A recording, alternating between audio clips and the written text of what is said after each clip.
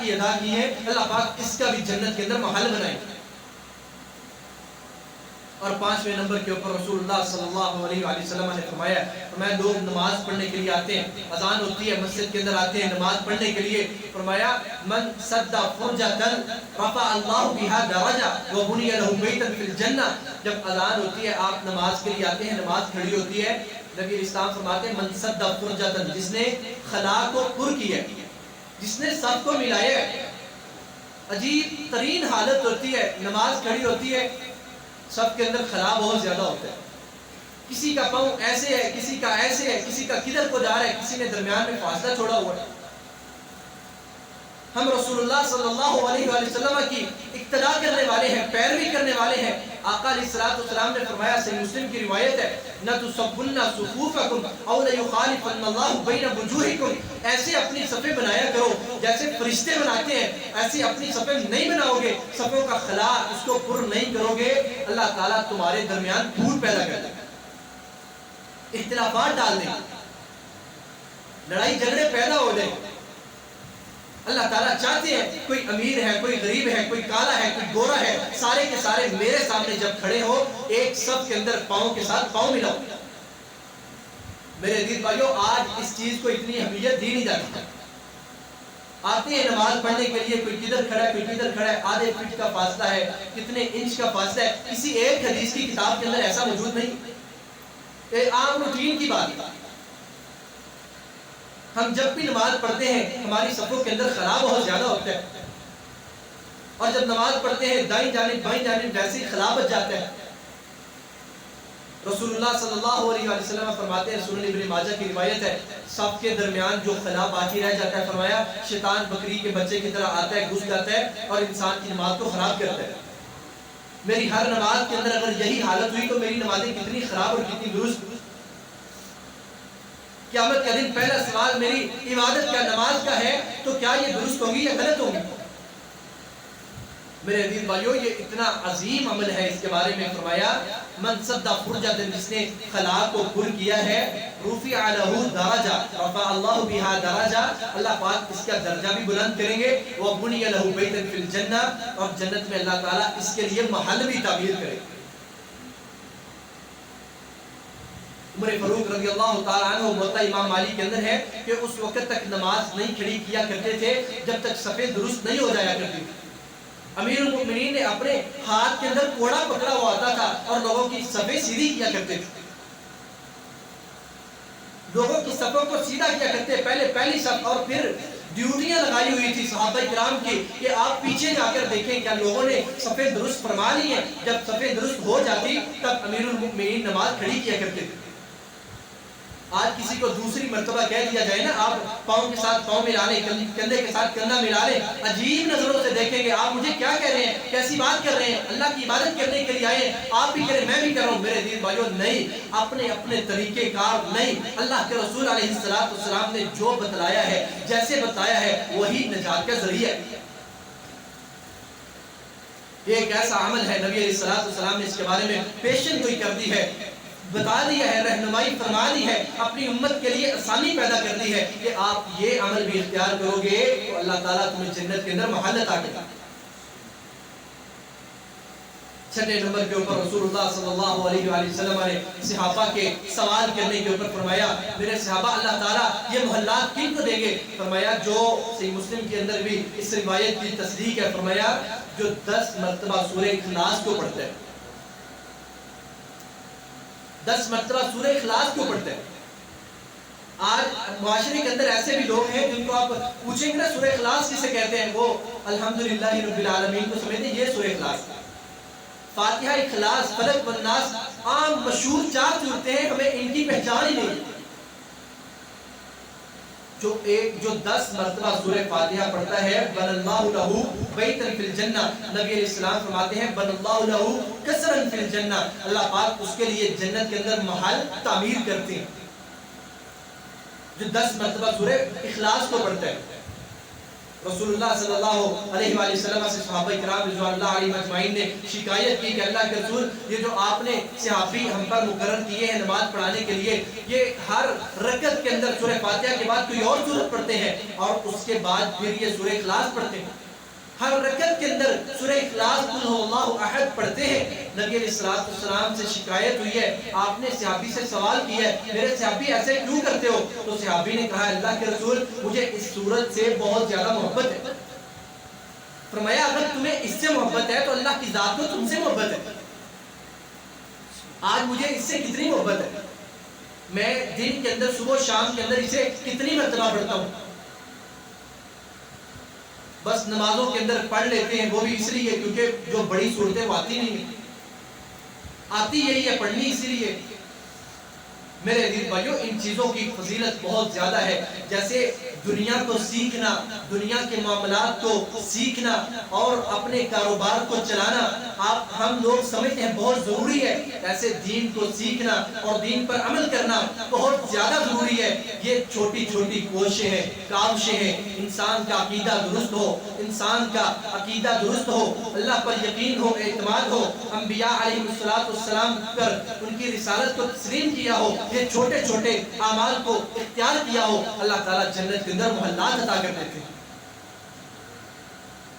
رسول اللہ صلی اللہ علیہ وآلہ وسلم نے پھر 3 اور کاموں کا ذکر ایک ہی مرتبہ میں کیا، فرمایا میرے صحابہ اللہ تعالیٰ جنت کے اندر اس کے لیے بھی محل تعمیر کریں گے، اتنی شان والا محل تعمیر کریں گے، اتنے مقام والا محل تعمیر کریں گے کہ اس کی ایک اینٹ جو ہے وہ سونے کی ہوگی، ایک اینٹ جو ہے وہ چاندی کی ہوگی، درمیان کا جو گارا ہے وہ کستوری کا ہوگا، ایسا محل ہوگا کہ باہر سے دیکھنے والا سارا کچھ اس کو نظر آئے گا، انسان اندر بیٹھا ہے باہر کے سارے ماحول کو دیکھ رہا ہے۔ میرے عزیز بھائیو آپ نے اگر تاریخ پڑھی ہے، ہسٹری کے اندر کوئی ایسا بادشاہ گزرا ہے جس کا محل ایسا ہو کہ ایک اینٹ سونے کی ہو اور ایک چاندی کی ہو؟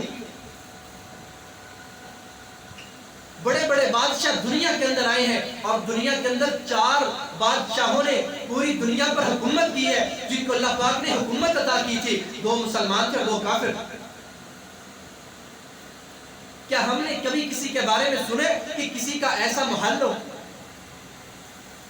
رسول اللہ صلی اللہ علیہ وآلہ وسلم رہنمائی فرماتے ہیں، فرمایا میرے صحابہ 3 کام کریں اللہ تعالیٰ جنت کے محلات عطا کریں گے، ایسے محلات عطا کریں گے۔ فرمایا ایسے محلات ہیں غرفا لنبوئنہم من الجنت غرفا، ایسے محلات ہیں تجری من تحتها الانہار، جن کے نیچے سے نہریں بہ رہی ہیں، خالدین فیہا، ہمیشہ ہمیشہ رہیں گے۔ نعم اجر العاملین، یہ چھوٹی سی کوششیں کرنے والے، کاوشیں کرنے والے، ٹائم نکالنے والے، وقت نکال کر اللہ کو ترجیح دینے والے، اللہ کی عبادت کو اپنی اولین ترجیحات دینے والے، آج ان کے لیے یہ صلہ ہے، آج ان کا یہ اجر ہے، آج ان کا یہ مقام ہے، آج ان کے لیے یہ تحائف ہے، آج ان کی یہ شان ہے۔ نبی علیہ السلام فرماتے ہیں لمن اطعم الطعام وعلان الکلام وصلى باللیل والناس نیام، فرمایا جس نے 3 کام کیے، من اطعم الطعام، جس نے کھانا کھلایا ہے۔ نبی علیہ السلام سے سوال ہوا اللہ کے رسول بہترین اسلام کون سے؟ میرے صحابی تو لوگوں کو کھانا کھلائے اور اسلام کو عام کرے، یہ بہترین اسلام۔ اور میرے عزیز بھائیو یہ حدیث رسول اللہ صلی اللہ علیہ وآلہ وسلم کیا فرماتے ہیں؟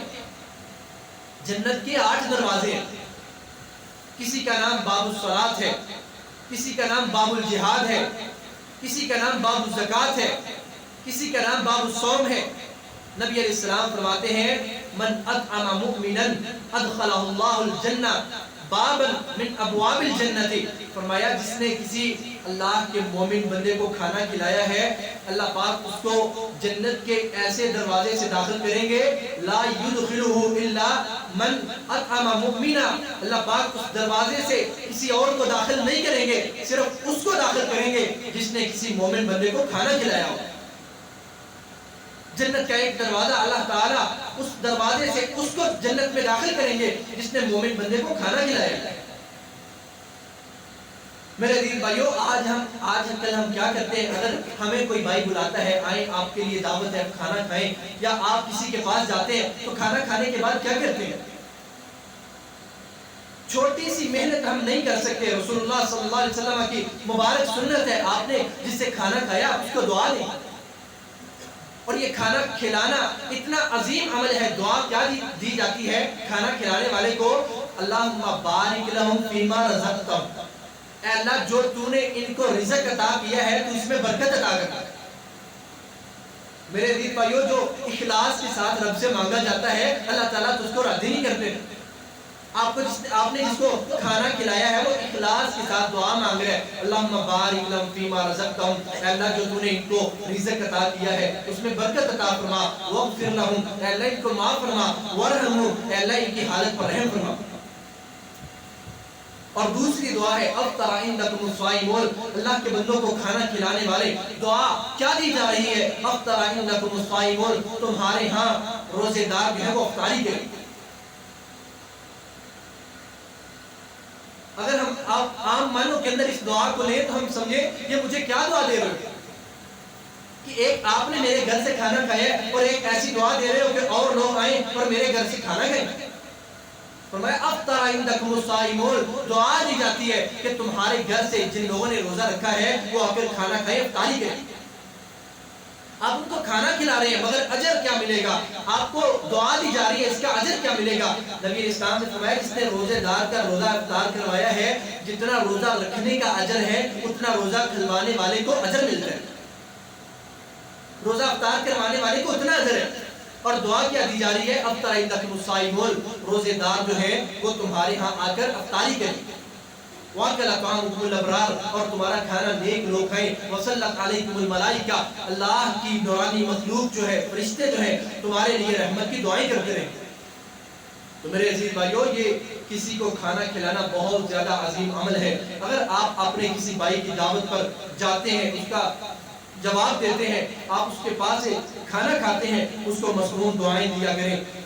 اللہم بارک لہم فیما رزقتہم واغفر لہم وارحمہم، افطر عندکم الصائمون وأكل طعامکم الابرار وصلت علیکم الملائکہ. یہ عمل نبی اسلام نے فرمایا یہ عمل اختیار کرنے والا اللہ پاک اس کو جنت میں محل عطا کریں گے. فرمایا لمن اطعم الطعام، جس نے کسی کو کھانا کھلایا ہے، وألان الکلام، جس نے بڑی نرم گفتگو کی ہے.